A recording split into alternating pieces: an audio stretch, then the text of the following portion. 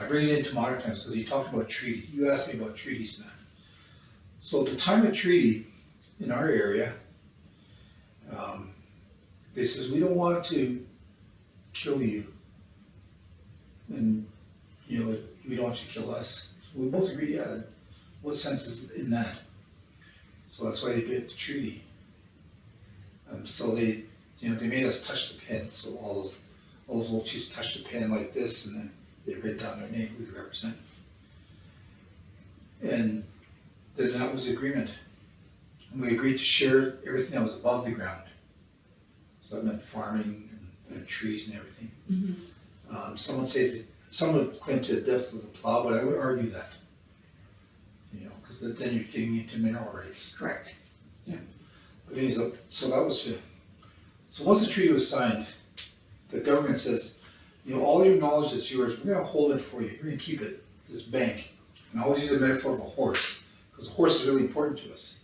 We're going to hold on to your own knowledge. It's here when you want it. And so we're going to give you this thing called the Indian Act. And we talked about that earlier. This Indian Act is going to dictate how we're going to look after you, how much you're going to get your $5 a year, just for signing the treaty. $5, that's what you're going to get. So we agreed to that. And so the Indian Act came in. So within that Indian Act, it sort of said these are the policies. And they created this ward and guardianship, guardian-ward relationship. We become children to them now. And this is when the smallpox and the residential school, the 60s scoop, the busing, all of those things. So we went through that. And in the Indian Act, it says we're going to educate you up to grade 8. Well, during the 60s, people came and says, well, we want to go beyond grade 8. So the government says, well, we can't give you the money because it's not in the policy, it's not in the Indian Act. So they thought about that and said, okay, what we'll do is we're going to increase the age of being a youth. And this is really important to remember, the age of youth to 18 years old. Mm-hmm. Okay, that makes sense. That way we can fund you. So we get to grade 12, but say, well, we want to go further. Remember, this is guardian-ward relationship. Right. All right, well, we'll make it to age 21. You'll be a youth to age 21. So now this idea of being a youth starts to get ingrained in our way of seeing the world. It's still keeping that helplessness. Right. Yeah. And so everybody gets to 21 and say, well, we still want to go to school. We're just getting there to be doctors and lawyers and everything. Well, we're going to go as high as 29. After that, you're not a youth. So now we got the funding to go to school. It's not in treaty, member. This is the Indian Act, 2 separate documents. Right. So, and this idea of youth, that this is how they keep us unbalanced, because they hear youth. And, how can you be a youth at 29? Yes. How I was raised, once I went through puberty in my ceremonies, I was a man, a young man who didn't know anything about life. But my uncles, my aunties, everybody treated me as a man. Right. And that could be as young as 15 or 16. Right? Younger than that, too. Yes. Yeah. Yeah. I know my father, going back to what you were just saying, he only went to grade 8. Yep. Because of that. Yep. So my parents went through that whole thing and that.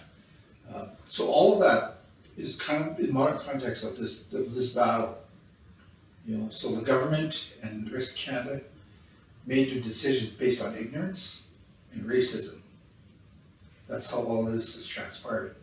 But like I says, in the battle, there's always 2 sides to every battle. So now we have our story. When we said, and at that time, signing treaty after all that, it says, well, I don't like what they're doing to us, Mm-hmm.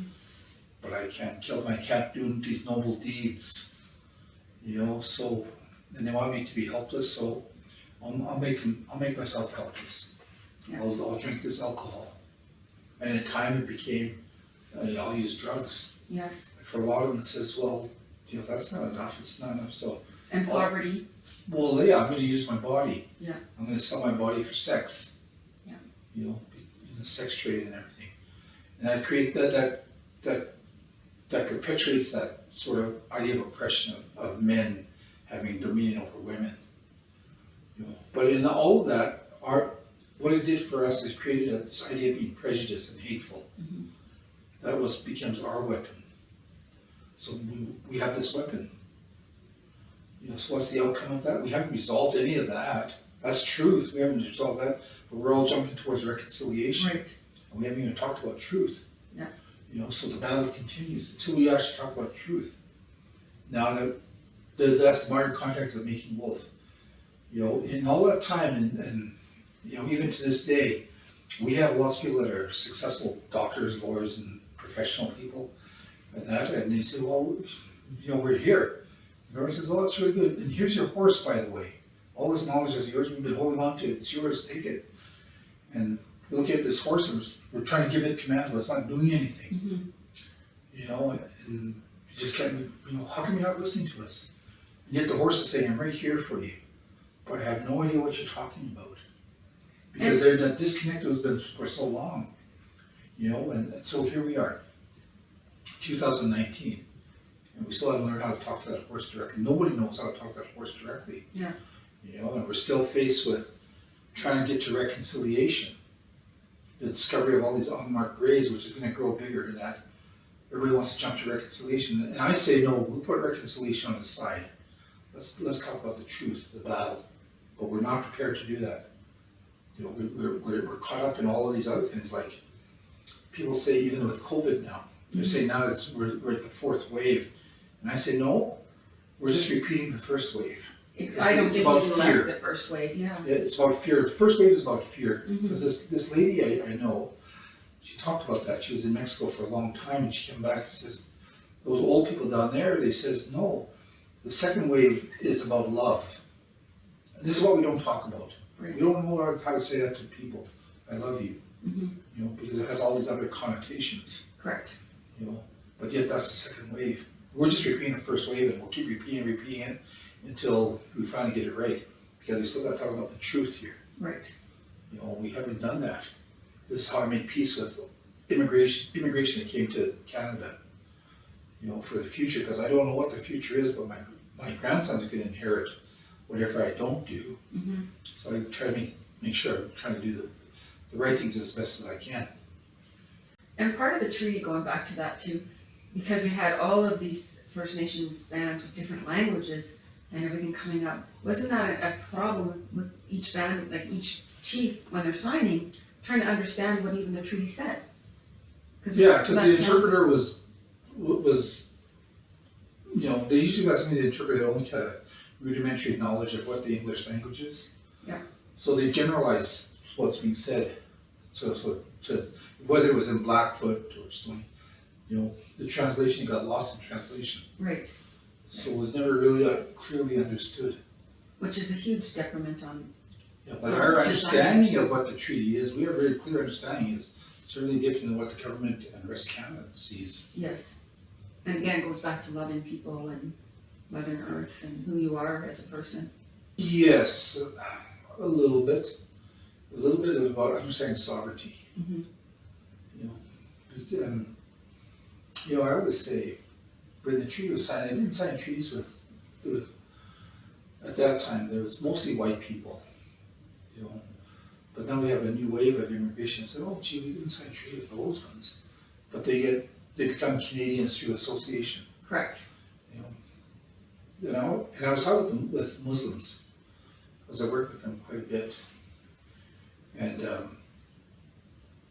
when I was chief, and they asked me to speak, I says, I see what happens to my young men and my young women. And it's not good. And when you think about who is impacting them, they're from your communities, whether you're Chinese or Filipino or Iraqis, Iranians, and everything. You're bringing all these drugs and everything into us, and I don't like that. And I don't have a treaty with you, so I really could kill you if I wanted to. I'm not going to, but I say that, and everybody goes, "Whoa, what?" But I mean, that's the truth. We got to talk about the truth there. Yes. Yeah. That's reality. You didn't sign those treaties with everybody. No, it was mostly Europeans back in the day. That but those Europeans represented all the people, right. all Canadians. So treaties are not just between government and First Nations. They're between everybody here. Everybody that's in Treaty 7 is a treaty person. So when you understand that, then the principles and the rights and privileges become much more clear about how we're going to move Calgary forward. Right. You know, it just spells it out. Once you acknowledge that you're on treaty land, and that you're a treaty person, no matter which part of the world you come from, you are still a treaty person. Even if you're just visiting, you're a treaty person. So the principles are right there. What does that mean? So I think that has to come into the education curriculum. Exactly, yeah. It's very, very important. My neighbors are actual school teachers, and I told her to make sure that she listens to our show so she can share with her students our show. Even if they don't actually learn it in school, at least they're learning our stories together. And there's been a few times I've gone to her classes and just spoke about my family. And the children and the students are just so inspired by it and wondering like, what? Nobody's ever said anything like this.